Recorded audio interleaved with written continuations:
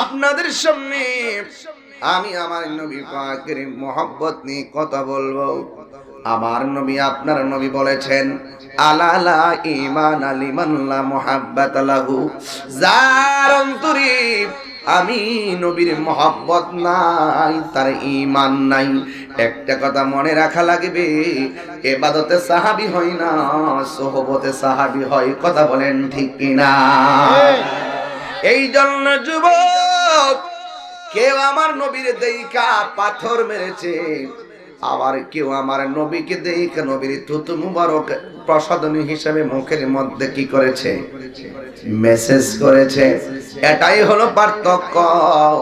কেউ নবীর দেখে পাথর মেরেছে, কেউ নবীকে দেখে ভালোবেসেছে। যারা নবীকে দেখে পাথর মেরেছে ওরা জাহান্নামের লাকড়ি হয়ে গেছে। আর যারা আমার নবীকে দেখে দেখে জানের চাইতে ভালোবেসেছে, এদের সম্মান আমার আল্লাহ দুনিয়া এবং আখিরাতে বাড়িয়ে দিয়েছে। কথা বলেন ঠিক কিনা? আল্লাহ রাব্বুল আলামিন কোরআনুল কারীমের মধ্যে বলেছেন, কুল ইন কুনতুম তুহিব্বুনাল্লাহা ফাত্তাবিউনি ইউহিব্বুকুমুল্লাহ ওয়া ইয়াগফির লাকুম যুনুবাকুম ওয়াল্লাহু গফুরুর রহিম।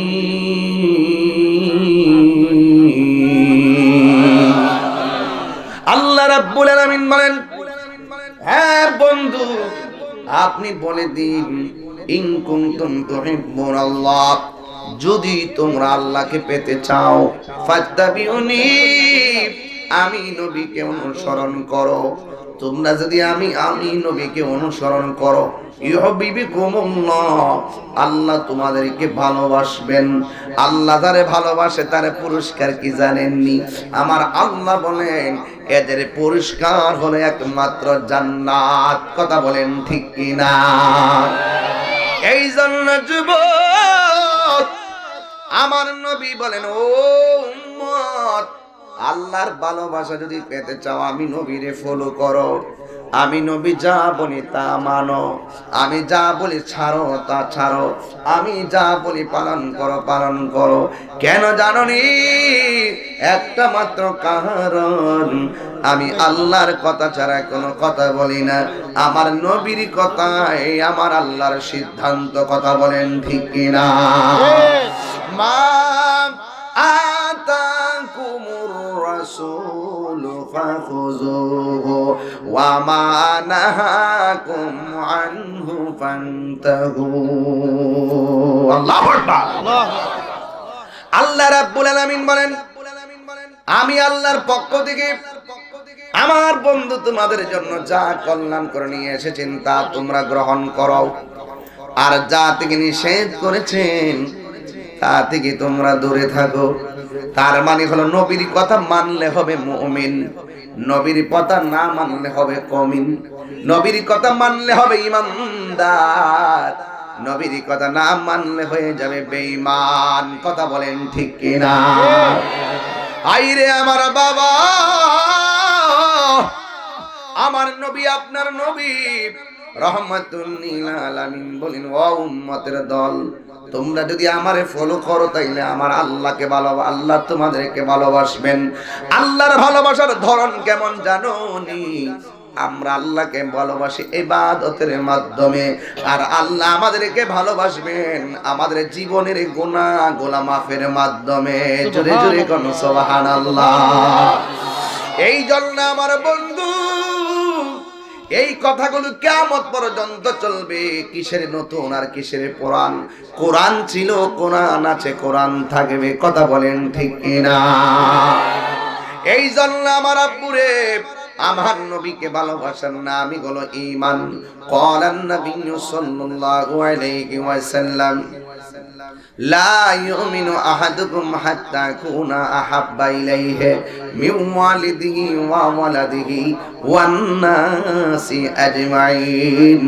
আমার নবী বলে, তোমরা কেউ ঈমানদার হতে পারবে না যতক্ষণ না পর্যন্ত তোমার সন্তান থেকে আমার বেশি ভালো না বাসবা, যতক্ষণ তোমার বাবা মায়ের চাইতে আমি নবীকে ভালো না বাসবা, ওয়ান্নাসি আজমাইন, সকল মানুষের চাইতে যতক্ষণ পর্যন্ত আমি নবীরে ভালোবাসবে না রে, ততক্ষণ পর্যন্ত তোমরা ঈমানদার হতে পারবে না। জোরে জোরে কি আল্লাহু আকবার বলা যাবে না? এই জন্যই তো যুবক আমি দুইজন সাহাবীর স্বরূপ উন্মোচন করব, যেই দুইজন সাহাবীর স্বরূপ উন্মোচন করলে আপনারা সহজে বিষয়গুলো বুঝতে পারবেন। সাহাবীরা আমার পূর্বে খুদে বক্ত বলেছিলেন জন্ম আমার নবীর যুগে হলে কেমন হতো, এই কথাটার ওজন আপনি কোনো কিছু দিয়ে দিতে পারবেন না।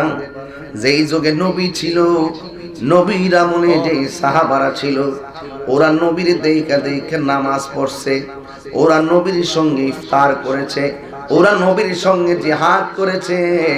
তারপর সাহাবীরা জিজ্ঞাসা করছে, ইয়া রাসূলুল্লাহ, আমরা তো আপনার পিছনে নামাজ পড়ি, আপনার সঙ্গে জিহাদ করি, আপনার সঙ্গে ইফতার করি, আমাদের চাইতে পৃথিবীতে দামি কোনো লোক আসেনি? আমার নবী কয়, হ্যাঁ তোমাদের চাইতে দামি লোক আছে, এরা এখনো আসে নাই, এরা আসবে। তোমরা আমার দেখা ভালোবাসতেছো, আর ওরা আমি নবীর নাম শুই নাই, তারা পাগল হয়ে যাবে।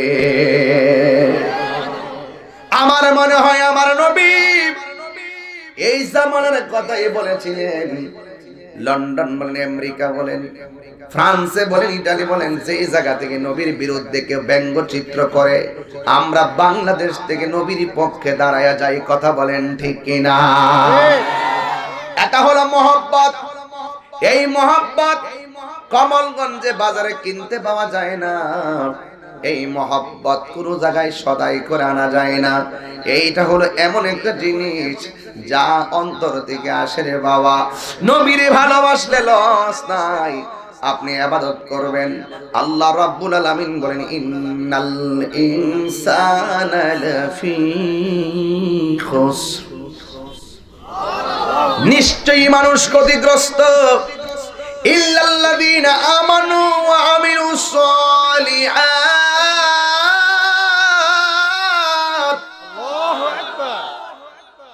আল্লাহ রাব্বুল আলামিন বলেন, নিশ্চয়ই মানুষ ক্ষতিগ্রস্ত, কিন্তু যারা ঈমানদার আর নেক আমল করে এরা কখনো ক্ষতিগ্রস্তের মধ্যে পড়বে না। যার মধ্যে চারটা গুণ থাকবে সে কখনো ক্ষতিগ্রস্তের মধ্যে পড়বে না। এর মধ্যে এক নম্বর হলো সবর, মানে ধৈর্য, দুই নম্বর হলো দাওয়াত, তিন নম্বর হলো আমল, চার নম্বর হলো ঈমান। এক নম্বর হলো সবর। যার জীবনে ধৈর্য বেশি তার জীবনে সফলতা বেশি, যার জীবনে ধৈর্য কম তার জীবনে হতাশা বেশি। আমার সমাজের কিছু মানুষ দিন প্রচার করতে গিয়ে তাড়াহুড়া করে, মনে হয় যেন একদিনই সব জয় করে ফেলাইব। না না, একদিন ইসলাম এই পর্যন্ত আসে নাই। ধীরে ধীরে ধীরে ধীরে ধীরে ধীরে মাঠ থেকে ঘরে, ঘর থেকে মানুষের অন্তরে দিতে যাই। আমার নবী বলেছেন, ধৈর্য ধারণ করো। ধৈর্যশীলদের সঙ্গে কেউ নাই, একজন আছেন, জবান খুলে বলুন তিনি কে? নামাজ হলো আল্লাহর কাছে শ্রেষ্ঠ ইবাদত, কিন্তু এই নামাজ পড়ার আগে আমার আল্লাহ বলেছেন ধৈর্য ধারণ করো। আমার আল্লাহ বলেন, এইভাবে বলেছেন, ইয়া আইয়ুহাল্লাযীনা আমানুস্তাঈনু বিস-সাবরি ওয়াস-সালাত ইন্নাল্লাহা মা'আস-সাবিরিন। আল্লাহ রাব্বুল আলামিন বলেন, হে ঈমানদারগণ, ইস্তাঈনু, তোমরা আমার কাছে সাহায্য চাও, বিস-সাবরি, ধৈর্যের মাধ্যমে। এরপরে আমার আল্লাহ বলছেন সালাত, নামাজের মাধ্যমে। দেখেন, নামাজের মুসল্লায় দাঁড়াইবার আগে আমার আল্লাহ ধৈর্যের কথা বলেছেন। যার জীবনে ধৈর্য আছে তারে কোনোদিন শয়তান প্রদর্শন ঘটাইতে পারে না। কথা বলেন ঠিক কিনা? এই জন্য আমার যুবক ধৈর্যের কথা বলছিলাম। ধৈর্য এমন একটা জিনিস, যার মধ্যে ধৈর্য থাকবে সমাজের মানুষ তারে সম্মান করবে, যার মধ্যে ধৈর্য থাকবে ঘরের মানুষ তারে সম্মান দিবে। আর অধৈর্য হয়ে ঘরের মধ্যে রাগারাগি, ঘরের মধ্যে উত্তেজিত হয়ে যাবেন, মনে রাখবেন সেই জায়গার ভিতরে এসে শয়তান বাসা বাঁধবে। আর শয়তান বাসা বেঁধে আপনার সুখের করে দুঃখের আগুন লাগাইয়া দিবে। কথা বলেন ঠিক কিনা? এই জন্য আল্লাহ রাব্বুল আলামিন কোরআনে বলেন, ইন্নাল্লাহা মা'আস সাবিরিন,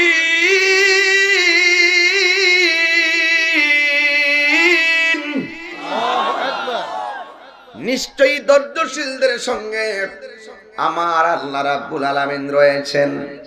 এই জন্য ধৈর্য ধারণ করেছেন আমার রাহমাতুল লিল আলামিন। ও বন্ধুরে, কেমন ধৈর্য ধরছে জানেননি? নবী আমার নামাজের সেজদার মধ্যে গিয়েছে, কাফেররা আমার নবীরে থুতু মেরেছে। নাউজুবিল্লাহ। আমার নবী নামাজের সেজদায় গিয়েছে, কাফেররা নবীর পিঠ মুবারকে উটের নারী বুড়ি চাপাইয়া দিয়েছে। আয়েশা সিদ্দিকা বলছিলেন, নবী গো, ওরা আপনার এমন ভাবে উটের নারী বুড়ি চাপাইয়া দেয়। মা ফাতেমা কয়, নবী গো, ওরা আপনার পিঠ মোবারকে এমন ভাবে উটের নারী বুড়ি চাপাইয়া দেয়, নূহ নবী উম্মতরে বদদুয়া দিয়া প্লাবন দিয়া ধ্বংস করে দেওয়াইছে, আপনি একটু বদদুয়া দিয়ে এদেরকে ধ্বংস করে দেন। আমার নবী বলে, মা ও ফাতেমা, আমি নবী গজবের নবী নয়, আমি নবী হইলাম রহমাতান লিল আলামিন। এই জন্য নবীরে ভালোবাসবেন। নবীর মধ্যে উত্তম আদর্শ লুকায়িত। লাকাদ কানা লাকুম ফি রাসূলিল্লাহি উসওয়াতুন হাসানা। অবশ্যই অবশ্যই নবীর মধ্যে আছে আমাদের জন্য সুন্দর আদর্শ। এই নবীকে ফলো করা লাগবে। If you do love Allah follow the Muhammad Mustafa. যদি তুমি আল্লাহকে পেতে চাও, আমার নবীকে মহব্বত করা লাগবে। কারণ there is no god but Allah, Muhammad is the messenger of Allah. Allah ছাড়া কোনো মাবুদ নাই, আমার নবী ছাড়া কোনো গতি নাই। কথা বলেন ঠিক কিনা? এই জন্য ধৈর্যের কথা বলছি প্রথম। এই যে আমি মসজিদের জন্য কালেকশন করলাম, অনেক মানুষ তিক্ত হয়ে গেছেন, তাই না? তিক্ত হয়ে গেছেন, কিন্তু মনে রাখবেন, যারা 10 টাকা দিয়ে হলেও আজকে দান করেছেন, এই দানের কথা 5 বছর পরে আপনি ভুলে যাবেন, হয়তো আপনি দুনিয়া ছেড়ে চলে যাবেন, কিন্তু এই দানটা আমার আল্লাহ এমন ভাবে রেখে দিবেন, এই দানটা মিজানের পাল্লায় কথা বলবে। যখন কোনো আমল নাই, আমার আল্লাহ তো বান্দারে বড় মায়া কইরা বানাইছে, বান্দারে কেমনে জান্নাতে দিব, জাহান্নাম থেকে কেমনে বাঁচাইবো, আমার আল্লাহ এই উসিলাগুলা তালাশ করবেন। তার মাঝে নফল ইবাদত আছে কিনা, তার মধ্যে দান আছে কিনা, তার মধ্যে সাদাকা আছে কিনা, তার মাঝে ইতিমের সঙ্গে ভালো ব্যবহার আছে কিনা, নবীরে ভালোবাসলে কেমন দাম। ওই ধৈর্য যদি শিখতে চাও, বাবা হযরতে জাবের রাদিয়াল্লাহু তাআলা আনহু থেকে জানতে হবে। ধৈর্য যদি জানতে চাও, মহব্বত যদি জানতে চাও, আমার নবীর সাহাবী থেকে জানা লাগবে। মহব্বত আর ধৈর্য যদি জানতে চাও, হযরতে হানজালা থেকে জানতে হবে। জুরে কোন ঠিক কিনা? আমার নবী আপনার নবী রহমাতুল লিল আলামিন, আমার নবী আপনার নবী যুদ্ধের ময়দানে গেলেন। যাওয়ার পরে একটা সাহাবী আমার নবীর বুকের মধ্যে জড়ায়া ধরলেন। যেই বুকের মধ্যে নবী, ওই বুকের দাম কম না বেশি? যার বুকের মধ্যে নবী, ওই মানুষটার দাম অনেক বেশি রে বাবা।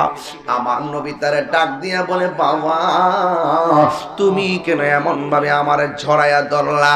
ওই সাহাবীটা ডাক দিয়া কয়, নবী গো, ও মায়ার নবী, দয়ার নবী, আমি আপনার জড়ায়া ধরছি এই জন্য যে পিছন দিক দিয়া বিয়াদব আপনার সিনা মুবারকের বরাবর তীর মারে। কেমন সাহস দেখেন! যেই নবীর বদনে মশা মাছি বসে না, ওই নবীর দিকে তীর ধরে কি জবাব দিবি তোরা হাসরের ময়দানে? কথা বলেন না বাবা, ঠিক কিনা? এই যুবক, কি দিয়া বুঝাইতাম গো আমার নবীর মুহাব্বত কি জিনিস?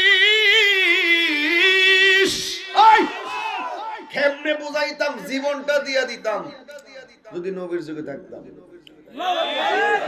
ঠিক কি না বলেন? আমার নবী ডাক দিয়ে কি পাগল তুমি কেন আমারে জড়াইয়া ধরছো? ওই পাগল কই নবী গো আপনারে তীর মারতেছে, আমি আপনারা জড়াইয়া ধরছি যেন তীরটা আপনার সিনা মোবারকে না লাগে। এই কথাটা বলতে দেরি ওই পাগলার পিছন দিক দিয়ে তীরটা ঢুকে গেছে, কলিজাটার মধ্যে তীরের মাথা লাগা গেছে। ইয়া রাসূলুল্লাহ বলে বুকের মধ্যে জড়াইয়া ধরছে। নবী আমার ডাক দিয়ে কি আমার সাইরা দাও। নবী গো আমার জান আমার প্রাণ আমার ঈমান রে বুকে লইয়া মইরা যামু, এর পরেও আমার সামনে ওই জাহান ঈমান তীরবিদ্ধ হবে, আমি ছাড়ব না। এই কথা বলতে দেরি আর একটা পাথর ওই পাগলার মাথার মধ্যে এসে লেগে গেল। এমন ভাবে রক্তগুলো ভাসতেছে। আর আমার নবী বলে পাগল আমারে ছেড়ে দাও, তোমার শরীরের মধ্যে ব্যথা লাগতেছে, কলিজার মধ্যে তীর লেগেছে, তুমি আমারে ছেড়ে দাও। নবী গো কি কইলেন? কয়ে তোমার কি ব্যথা লাগে না? এই পাগলা তখন মুচকি মুচকি হাসতে শুরু করলেন। আমার নবী বলে পাগল ব্যথা পাইলে কেউ হাসে না, যার বুক দয়াল নবীর সিনা মুবারক সঙ্গে লাগা রইছে গো নবী, পিছনে যদিও লাগছে বিষের তীর, আমার সিনাটা তো লাগা রইছে রাহমাতুল লিল আলামিনের রহমতের সিনা মুবারকের সঙ্গে। আমার নবী ডাক দিয়া বলে ও পাগল তোমার শরীর থেকে যেমনি রক্ত ঝরতেছে, তুমি তো দুনিয়া থেকে বিদায় হয়ে যাবে। আমার নবী জানার ক্ষমতা আছে না নাই? এই পাগলা কয় নবী গো কি বললেন? কয় রক্ত ঝরতেছে, তোমার তো মরণ হয়ে যাবে। ইন দি মিন টাইমে রক্ত শূন্যতায় মরণ হয়ে যেতে পারে। এই কথা বলার পর নবী গো আগের চাইতে বেশি হাসি পড়তেছে। আমার নবী বলে হাই শোনা, তীরের আঘাত আর মরণ যন্ত্রণার কষ্ট এক জিনিস না। মরণ হলে তার আগে একটা সাকরাতুল মউত শুরু হয়। আজরাইলের দাও খায়া রক্ত পানি হইয়া যায়, হাড্ডিগুলা টাস টাস করে খুললা যায়, রগগুলা টাস টাস করে ছিঁড়ে যায়। মরণ যন্ত্রণা বড় কঠিন। আমি যখন মেরাজে গিয়েছি আমি দেখেছি দুনিয়াতে যত আযাব আছে সব চাইতে বেশি আযাব দেখলাম কবরের আযাব। কথা বলেন ঠিক কিনা? এ আমার ও পাগল মরণ যন্ত্রণা বড় কঠিন। এরপরে পাগলা আগের চাইতে বেশি হাসতেছে। এবার নবী ডাক দিয়ে বলে পাগল তোমার মরণের কথা বলার পরে তুমি কেন হাসলা? ইন দি মিন টাইমে এই মুহূর্তে যদি মৌলভীবাজার অথবা সিলেটের ওসমানী হসপিটালে নিয়ে যাই, তাইলে যদি ডাক্তার বলে আপনার সময় বেশি নাই, মাত্র 20-25 দিন ক্যান্সার হয়েছে, যা খাওয়ার খায়ালন, যা দেখার দেখালেন, আই এম সরি। এই কথা বলার পরে সে কি আর পোলাও কুরমা খাবে নাকি? পুরা 20টা দিন এমন ভাবে ইবাদত করবে, মানুষের কাছে মাপ চাইবে, দুনিয়ার মায়া মমতা শেষ হয়ে যাবে। মরণের কথা শুনলে কেউ হাসে না। উসমান যুন্নুরাইন সব জায়গায় গেলে শুধু হাসতেন, নামাজ পড়লে হাসতেন, বন্ধুর লোকে কথা বললে হাসতেন। কেন জানেননি? কারণ উসমান যুন্নুরাইন আমার নবীর 2টা মেয়ের বিয়ে করেছেন। আমার নবী বলে আমার যদি আরেকটা মেয়ে থাকতো ওই মেয়েটারও আমি উসমানের কাছে বিয়ে দিতাম। ওই উসমান রে আমার নবী জান্নাতের টিকিট দিয়েছেন। এই উসমান সব জায়গায় গেলে শুধুমাত্র আনন্দ, একটা জায়গায় গেলে শুধুমাত্র কান্দে। ওই জায়গার মধ্যে আমরা মাসেও যাই না, 6 মাসে একবার যাই না। বাবারে যে কবর দিয়ে এলাম বছর গেছে কোনো খবর লই না।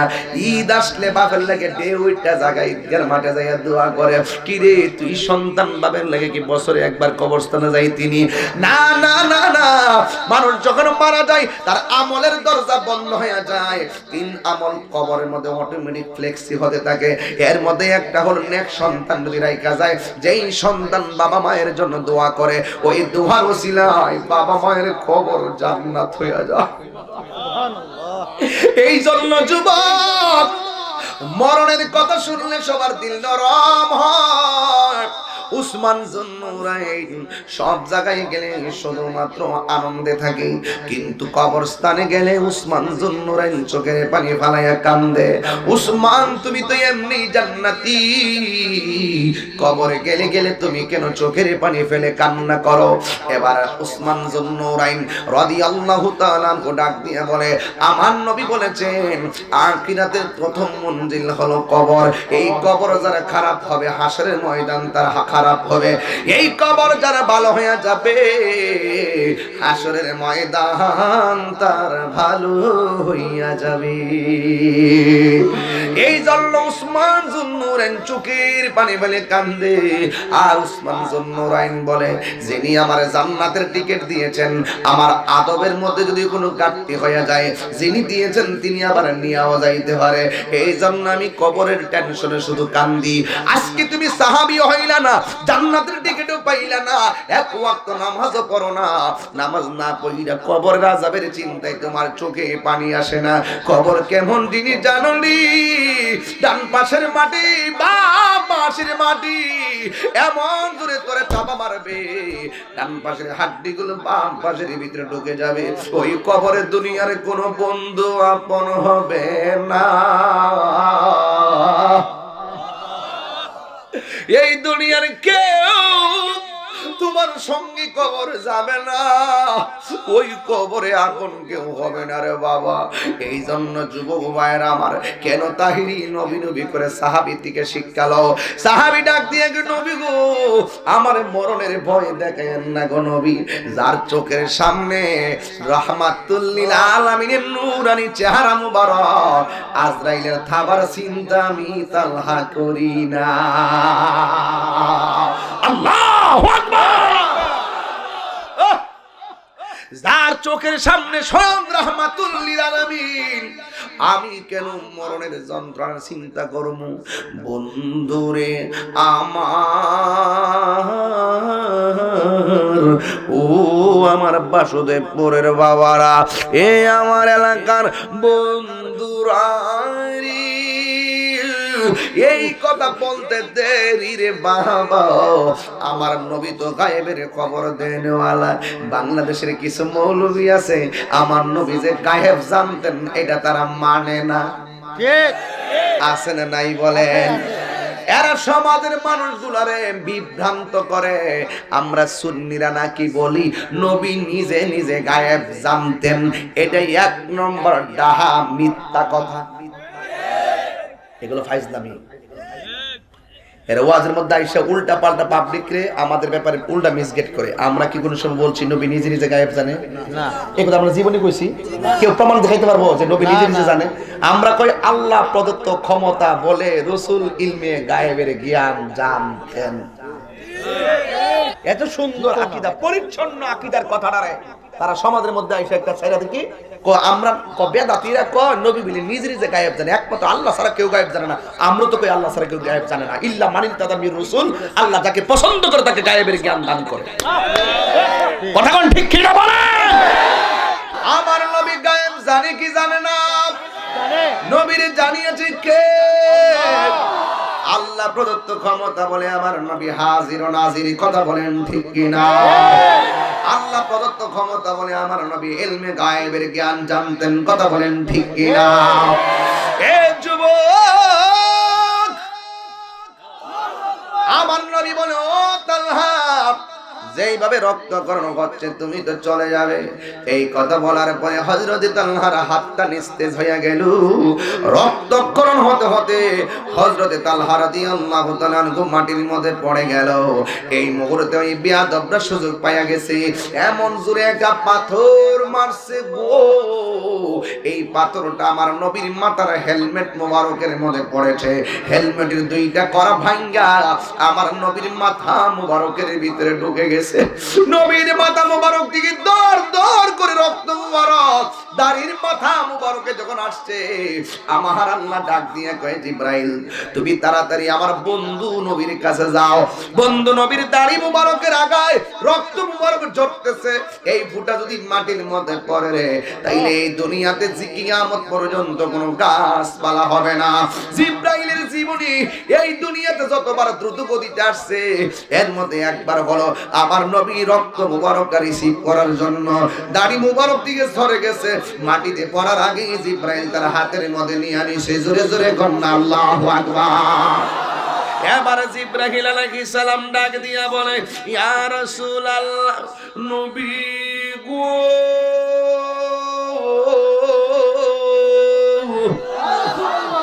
আপনার কষ্ট সহ্য হয় না।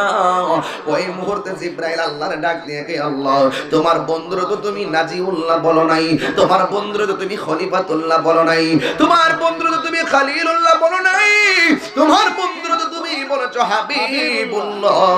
এই বন্ধু নবীরে পাথর মাইরা মাথা মোবারকে রক্ত মোবারক জড়াইছে, কিন্তু আল্লাহ তুমি কেমনে বরদাস্ত করতেছো? আমার একটা বার শুধু অনুমতি দাও, আমার 600 ডানা, একটা ডানা বিছাইলে সারা পৃথিবীটা বিছানা হয়ে যাবে। এমন 600 ডানা জিবরাইলের। কয় আমি এই পাখাগুলা দিয়া বাইরাইয়া ওদেরকে পাহাড়ের সঙ্গে মিশাইয়া ফেলাই। আল্লাহ ডাক দিয়া বলে, জিবরাইল,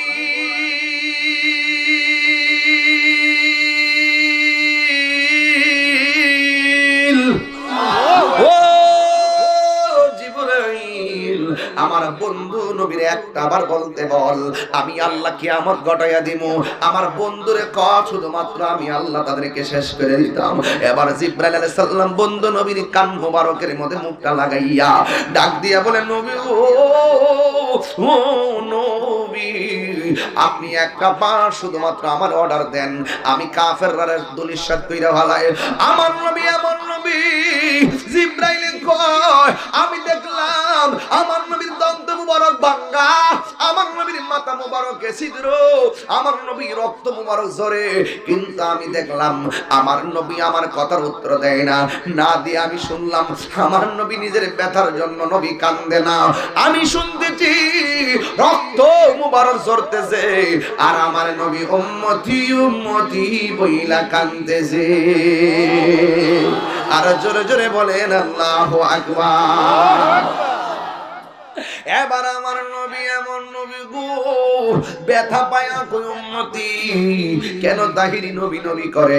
নবী রূহানি জগতে কইছে উম্মতি, কেন তাহিরি নবী নবী করে? মায়ের রহম থেকে দুনিয়াতে আয়েশা সাজদায় পড়ে কইছে উম্মতি উম্মতি, কেন তাহিরি নবী নবী করে? আমার নবী পাথরের আঘাত খাইয়া কইছে উম্মতি উম্মতি, কেন তাহিরি নবী নবী করে? নবী সামা নামাজের সাজদায় যাইয়া কদম মুবারকগুলা পানিতে ফুইলা গেছে, এরপর নবী সাজদায় পড়ে কই উম্মতি উম্মতি। আমার নবীরে মক্কা থেকে বের করে দিছে, নবী পিছন দিকে ফিরা ছায়ার কই উম্মতি উম্মতি। আমার নবীরে মেরাজের সময় নেওয়ার সময় আমার নবী কই উম্মতি উম্মতি। আমার নবী দুনিয়ার থেকে যাওয়ার সময় আমার নবী কই উম্মতি উম্মতি।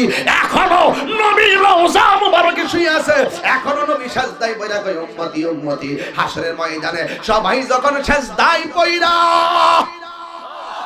সবাই যখন নফসি নফসি বলে কাঁদবে, সেখানেও আমার নবী বলবে উম্মতি উম্মতি। আরে হাত তুলে করে আল্লাহু আকবার বলো।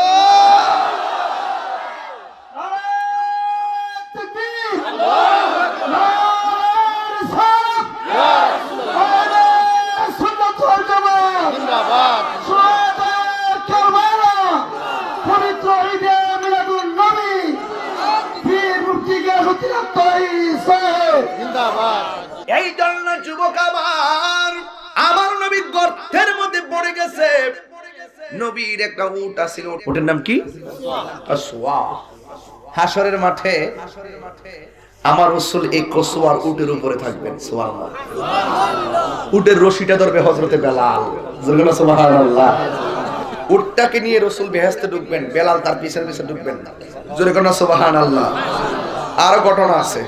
এই কসো উটটা যখন দেখলেন রাসূল গর্তের মধ্যে পড়ে গেছে, এই গর্তের চতুর্পাশে শুধু মাত্র উটটা ঘুরতেছে আর যেন বলতেছে, আল্লাহ তোমার বন্ধু আমার উপরে বসলে আমার ক্ষুধা দূর হয়ে যেত, রাসূল যদি চলে যায় কে ক্ষুধা দূর করবে? সুবহানাল্লাহ। গভীর মনোযোগ। উট চতুর্দিকে ঘুরতেছে, আর এই দিক দিয়ে একটা দেখতেছেন এত বিশাল বড় একটা পাথর আমার নবীর মাথা মোবারকের গর্তের বরাবর ছেড়ে দিয়েছে বেঈমানের দল। যেই মাত্র পাথরটা রাসূল পাকের মাথা মোবারকের কাছে আসলেন, এই উটটা তার পা দিয়া এমন জোরে একটা লাথি মারছে, এত বিশাল বড় পাথর উইরা যাইয়া পাহাড়ের ভিতরে ঢুকে গেছে। জোরে কি আল্লাহু আকবার বলবেন না? উট আবার নবীরে চিনে, আর মানুষের বাচ্চা হইয়া নবীর চিনে না। রোজ হাশর মে ক্যা জবাব হয় মুস্তাফা के सामने, কথা কোন ঠিক না? মে কবরে अंधेरी में घबराऊंगा जब तन्हा। আমার আলা হযরতের কালাম, মারহাবা মারহাবা। मैं कब्र अंधेरी में घबराऊंगा जब तन्हा, इमदाद मेरी करने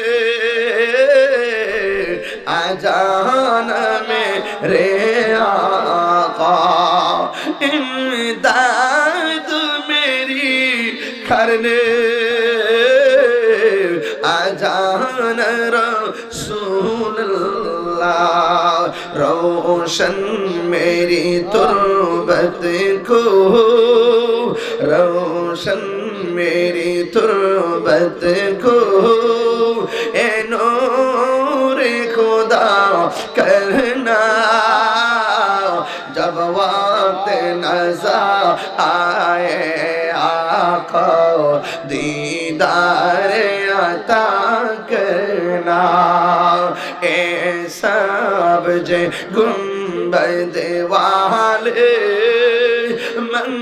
मंजूरी दुआ करना, जब वक्त नज़र आए आका दीदार अता करना। গভীর মনোযোগ। আমার নবী গর্তের ভিতরে বিয়াতবরে একটা গুজব ছড়াইছে। গুজব বাংলাদেশে আছে না নাই? আছে। সয়াবিনের দাম যদি বাড়ে 160, এরা গুজব করে 220। কথা কোন ঠিক কিনা বলেন? এই গুজব মানে হলো অস্থিতিশীল পরিবেশ তৈরি করার জন্য ওই উহুদের জমিন ও কাফেররা গুজব ছড়াইছে, কই কুতিলা মুহাম্মদ, নবীকে মেরে মজহুলের সিগাত নবীকে মেরে ফেলা হয়েছে। আল্লাহু আকবার, নাউজুবিল্লাহ কইতেন না? নাউজুবিল্লাহ। কেন এই গুজব ছড়াইছে? এই জন্য যেন সাহাবীরা মনোবল ভাঙ্গা ফেলাই। একটা মহিলার কানের মধ্যে খবর গেছে নবী নাই, মহিলাটা শাড়ির কাপড়টা আসলটা উহুদের জমিনে মাটির মধ্যে কেসরাইয়া কেসরাইয়া পাগলের মতো একটা দৌড় মাইরা দিয়েছে। আর একদল সাহাবী মহিলারে ডাক দিয়ে কে, মা উহুদের জমিনে যাইয়া কোনো লাভ নাই, তোমার স্বামীটা যে যুদ্ধের ময়দানে গেছে, ওই স্বামীটা যুদ্ধের ময়দানে শহীদ হয়ে গেছে। এরপরে মহিলাটা কথা না কই আরেকটা দৌড় মারছে। যেই মাত্র সামনে গেছে গো, সামনে যাওয়ার পরে আরেকটা কাফেলা বলেন, তুমি যুদ্ধের ময়দানে যাইয়া দরকার নাই, তোমার আদরে 2টা সন্তান যুদ্ধের মধ্যে শহীদ হয়ে গেছে। আরে বাবা, এই কথা শোনার পরে তার মন গলে নাই। এই পৃথিবীতে সন্তানের শহীদের কথা শুনলে মা পাগলের মতো হয়ে যায়। আজকে মা শব্দটা বড় দামি শব্দ, কিন্তু বাংলাদেশে ওই শব্দটাও প্রশ্নবিদ্ধ হয়ে গেছে। গত কয়েকদিন আগে দেখলাম ভাই নাপা সিরাপের লগে বইলে নাপা সিরাপ খাইয়া বইলে ওই সন্তান মারা গেছে, নিজের মা গিয়া বলছে। কিন্তু তদন্তের মধ্যে বের হয়ে এসেছে পরকীয়ার জের ধরে সন্তানকে বিষ পান করাইয়া মা নিজেই মাইরা ফেলাইছে। কথা কোন ঠিক কিনা? এই জন্য সবচাইতে নিরাপদ জায়গা হলো মায়ের কুল। এই মায়ের কুলটা আজকে সন্তানের জন্য অনিরাপদ হয়ে গেছে। এর মানে প্রমাণ হয়ে যায় কিয়ামত বেশি দূরে না, কিয়ামত চলে আসতেছে। আমি গতকাল সাক্ষাৎকার দিয়েছিলাম, আমার জিজ্ঞেস করছে হুজুর যে এই মা তার সন্তানকে বিষ পান করে মারলে ব্যাপার কি বলবেন? আমি বললাম যে এটা তো তদন্ত বেরিয়ে আসছে, পরকীয়ার জের ধরে ছেলেটা নাকি তাকে উস্কায়া দিয়া বলছে তোর সন্তান মাইরালা মারলে পথ ক্লিয়ার হয়ে যাবে, ভবিষ্যতে তোর লগে আমার সংসার হবে, তোর স্বামী তো প্রতিবন্ধী, এখন আপনি এটাকে কিভাবে মূল্যায়ন করবেন? তখন আমি তাকে জিজ্ঞেস করছিলাম উপস্থাপককে, যিনি পরকীয়া করেছেন ছেলেটা, ওই ছেলেটা কি বিয়া করছেন? কয় হ্যাঁ করেছেন।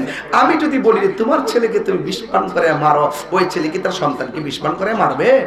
না, এটাই বাস্তবতা। পরকীয়া হারামের মধ্যে কোনো আরাম নাই। এই জন্য আমি বলছি যে এই ছেলেটার পরামর্শে এই মহিলা এই কাজটা করছে, তাকে সর্বোচ্চ শাস্তি দিতে হবে, ঠিক কি না বলেন? পরকীয়া, এই পরকীয়ার কারণে বহুত সংসার ধ্বংস হয়ে গেছে, ঠিক কি না বলেন? এগুলো কিয়ামতের আলামত, কিয়ামতের আলামত। এবার সামনে গেল, সামনে যাওয়ার পরে দেখলেন অত সুন্দর করে সাহাবীরা এইভাবে দাঁড়ায় রইছে। এবার ডাক দিয়ে বলেন ওসেবা, যুদ্ধের ময়দানে যায় লাভ নাই, তোমার আদরের স্বামী আর কলিজার টুকরা সন্তান দুইটা শহীদ হয়ে গেছে। দুই জায়গায় মহিলা কোনো কথা বলে নাই, তৃতীয় জায়গায় মহিলা ডাক দিয়া বলেন তোরা আমারে বললি আমার স্বামী শহীদ হয়ে গেছে, তোরা আমারে বললি আমার সন্তান দুইজন শহীদ হয়ে গেছে, যার উসিলায় পৃথিবী এত সুন্দর পাইলাম, ওই রাহমাতুল লিল আলামিন যুদ্ধের ময়দানে কেমন আছে খবরটা দিয়ে আমারে বললি না? জুরি জুরি কি আল্লাহু আকবার বলবেন না? আমার নবী গর্তে পড়ে আছে গো। ইনদিমিন টাইমে নবী যখন বলা হয়েছে কুতিলা মুহাম্মদ, নবীকে মেরে ফেলা হয়েছে, এই কথা শুনে সাহাবারা নবীরে তালাশ করে হঠাৎ করে একটা সাহাবী যার নাম হলো হযরত মালিক ইবনে সিনান, ওই সিনান গিয়ে দেখলেন উটটা দাঁড়ায় রইছে, উটের কাছে যাইয়া দেখে নবী গর্তের মধ্যে পড়ে আছে। যেই মাত্র নবীর কাছে গেল, যাইয়া দেখি আমার নবী সেজদায় পড়ে যেন এইভাবে কাঠ হইয়া উম্মতি উম্মতি বলে তিনি কাঁদতেছেন, আর নবীর দন্ত মুবারকের মধ্যে রক্ত মুবারকের জমাট বেঁধে আছে। হযরত মালিক ইবনে সিনান আমার নবী রক্ত মুবারক গুলো যখন পরিষ্কার করতে গেলেন, দেখে কোনোভাবে রক্ত মুবারক বন্ধ হয় না। এবার মালিক ইবনে সিনান জিহ্বাটার মাঝখান দিয়ে ভাঙ্গা দিয়া নবীর দন্ত মুবারকের গোড়ার মধ্যে জিহ্বাটা লাগাইয়া দিয়ে পয়রা রইছে, অনেকক্ষণ পয়রা রইছে গো।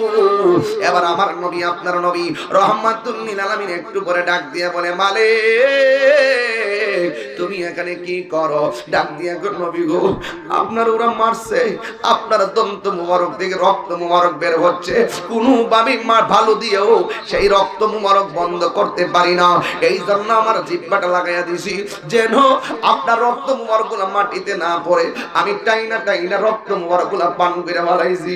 নবী ডাক দিয়া কয় মালিক কেন তাইরি কয় নবী কার মত না, তোর রক্ত পান করা হারাম, আর আমার নবীর রক্ত মুবারক পান কইরা মালিক ইবনে সিনানের জন্য জাহান্নামের আগুন হারাম হইয়া গেছে।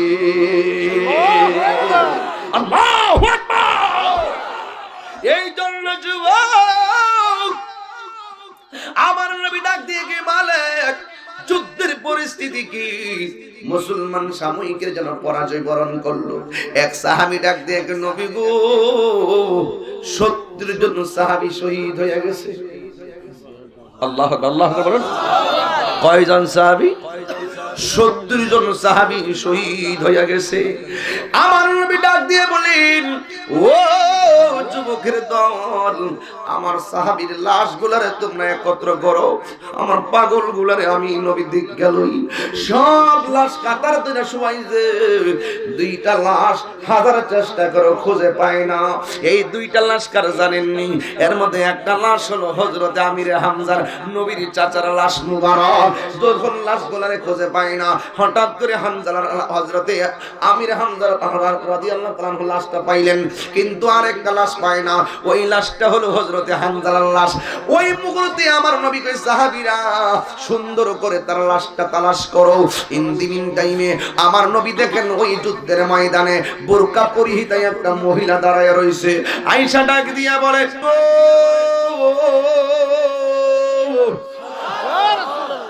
আমি যুদ্ধের ময়দানে এসেছি। আমার স্বামী গতকাল বিয়ে হয়েছে, আজকে রাত্রে বাসর ছিল। হঠাৎ করে আমার স্বামী শুনছে জিহাদের কথা, এই জন্য আপনি নবী জিহাদের ময়দানে।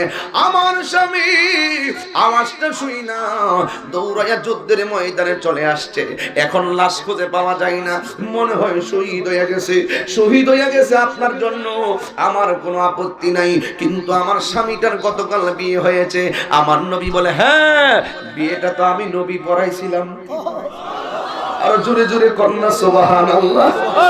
আমি নবী নিজে বিয়াটা পড়াইছিলাম, বিয়ের পরে আমি খুরমা ছিটাই দিছিলাম। হানজালা না হানজালা, নবী গো আমার স্বামী দিনের জন্য আমার নবীর জন্য বের হয়ে আসছে, আমার কোনো প্রবলেম নাই, কিন্তু আমার স্বামী এমন আপনার পাগল, দিনের জন্য এমন পাগল, কোরআনের জন্য এমন পাগল। আমার স্বামী দূর হয়ে চলে আসছে, মনে হয় শহীদ হয়ে গেছে। আমি তো জানি শহীদদের আরে গোসল দিতে হয় না, কিন্তু যদি এমনি দাহন করেন, আমার স্বামী রাতের বেলা আমার সঙ্গে মিলন করেছে।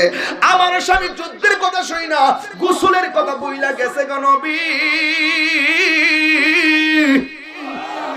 এখন আমার স্বামী তো অপবিত্র, এই কথাটা জানাইবার লাগে আমি এসেছি। আমার নবী বলে, সাহাবীরা আমার হানজালার লাশটা তালাশ করো। কোনোভাবে হানজালার লাশ পাওয়া যায় না। একটা সাহাবী হঠাৎ করে আইসা কয়, ও নবী গো, নবী গো পাওয়া গেছে। আমার নবী বলে, কোথায়? কয় সামনে। এবার আমার নবী বলে, চলো। এবার আমার নবী একটা দৌড় দিছে, দৌড় দেওয়ার পরে এইভাবে হাতটা এরকম করে, এইভাবে এই করে, এইভাবে এই করে, এইভাবে এই করে, কিন্তু সামনে কোনো মানুষ নাই। মানুষ ছাড়া এমনি সামনে যা, ডাইনে যা, সামনে যা, ডাইনে যা, এমন ভাবে ফাঁক কইরা কইরা মানুষ থাকলে ফাঁক কইরা যা, কিন্তু এমন ভাবে যাইতে যাইতে যাইতে যাইতে সামনে গেছে। যেই মাত্র গেছে রে বাবা, আমার নবী দেখতেছেন হানজালার কানে লতি দিয়া পানি ঝরতেছে, মাথা মুবারক দিয়া পানি ঝরতেছে। যুদ্ধের ময়দানে 69টা লাশকে কেউ গোসল দিল না, আমার হানজালারে কে গোসল দিল? এবার জিবরাইল আমার নবীর কাছে আইসা ডাক দিয়া কয়, ইয়া রাসূলুল্লাহ, নবী গো,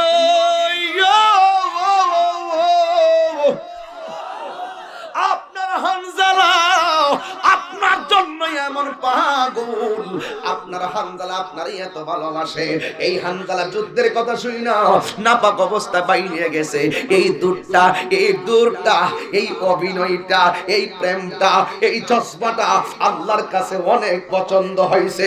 আল্লাহ আমারে কইছে, জিবরাইল আমার হানজালার অপবিত্র জিহাদের ময়দানে শহীদ হয়ে গেছে, আমার হানজালারে জমিন থেকে উপরে তুললাম, উপরে আইনা তোর ফেরেশতারা মিল্লা জমজমের পানি দিয়া আমার হানজালারে গোসল করায়া দেয়। আর জোরে জোরে কন্না আল্লাহু আকবার। এক সাহাবী ডাক দিয়া বলে, ইয়া রাসূলুল্লাহ, ও নবী গো,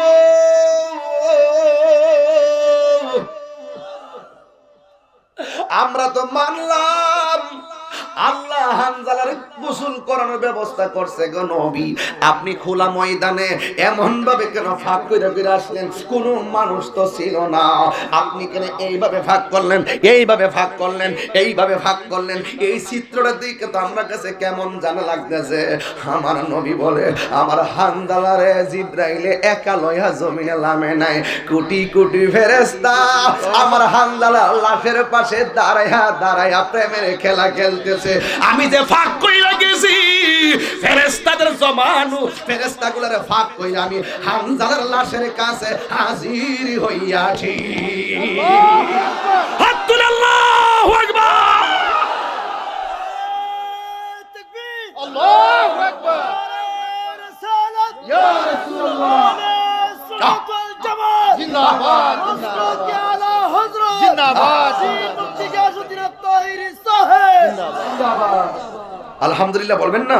আলহামদুলিল্লাহ। আর আলহামদুলিল্লাহ বলবেন না? আলহামদুলিল্লাহ। এই জন্য নবীর প্রেমে জীবন দিলে দাম বাড়ে না কমে? আমার বলছে শালের সালাতের কথা বলতাম। এই উহুদের জমিনে 70 জন সাহাবী ফেরেশতা শহীদ হইছে, সাহাবী শহীদ হইছে। এক একটা সাহাবীর প্রেমের জজবা দেখে আপনি পাগল হয়ে যাবেন। মাত্র 2টা সাহাবীর ইতিহাসটা আসলাম, একটা হলো তালহা আর একটা হলো হানজালা। মারহাবা বলুন। আল্লাহ আমাদের সকলকে বোঝার তৌফিক দান করুন, আমিন। আবার আসিব ফিরে এই মাদ্রাসার তীরে, তবে একটি কথা বলে দিয়ে যাই, বাতিলের কাছে কখনো ঈমান দিবেন না, বাতিলের সঙ্গে কখনো আপোষ করবেন না।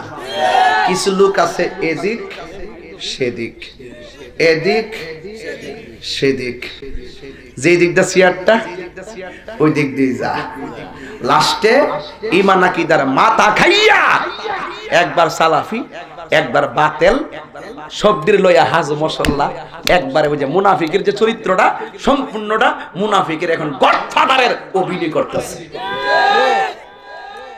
সুন্নি জামাত কলঙ্কিত। আমি নাম দিছি এদিক সেদিক মৌলবী। কি মৌলবী?